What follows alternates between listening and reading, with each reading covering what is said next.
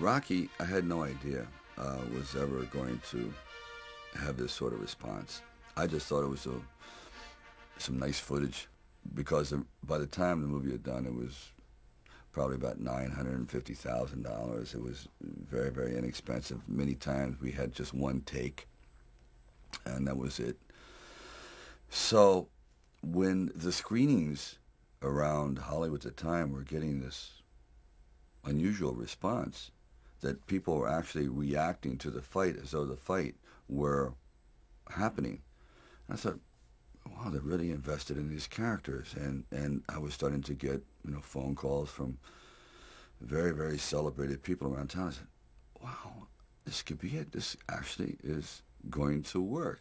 Now you understand, because I really had no true confidence in it, because I had no film history, no real film knowledge. I was just working from, I guess, instinct, and I was not a filmmaker, and really not this is, as a writer, nothing had ever been produced before, so I didn't know if my writing really worked. Then finally, it was being shown at the Directors Guild, and this was going to be the test. And there was about 900 people invited, and it was a packed crowd, and the movie was playing terribly.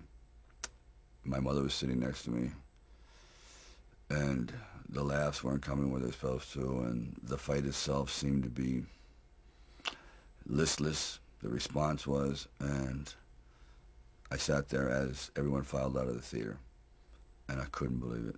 I said, Ma, I really blew it. It was all like, I don't know, it was nice while it lasted, but I guess when you get down and you show it to the big boys, they're just not buying it.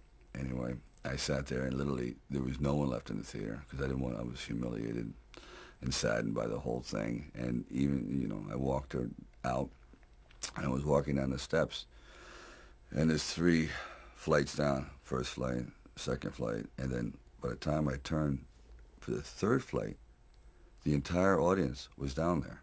There was 900 people waiting, and they started to applaud, and I mean truly applaud.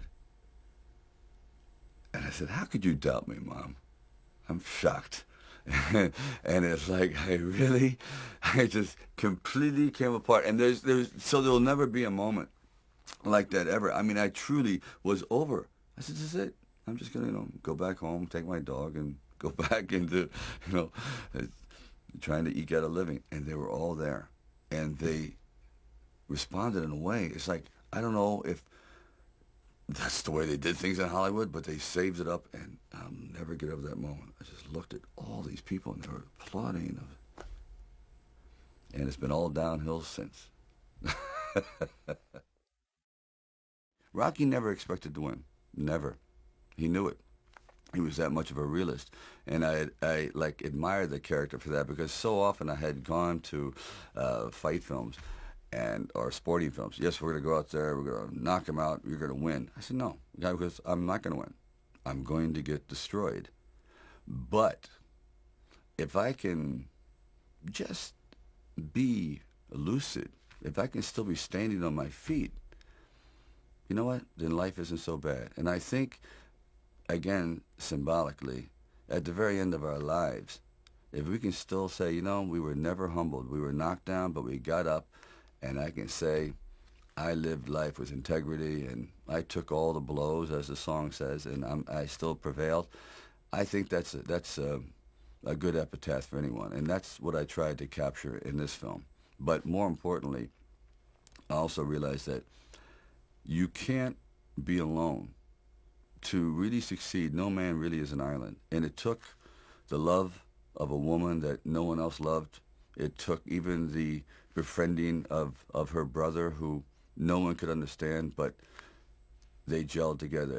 And Rocky brought this whole group, and with Burgess Meredith, and together they were like individual pieces. But together they made a whole entity, a whole person. And I think, personally speaking, that's happened to me too. When you find the right components in your life, the right people that gel with you, then you feel as though you're invincible. It may be a fallacy, but you at least feel as though you can take all that life has to dish out.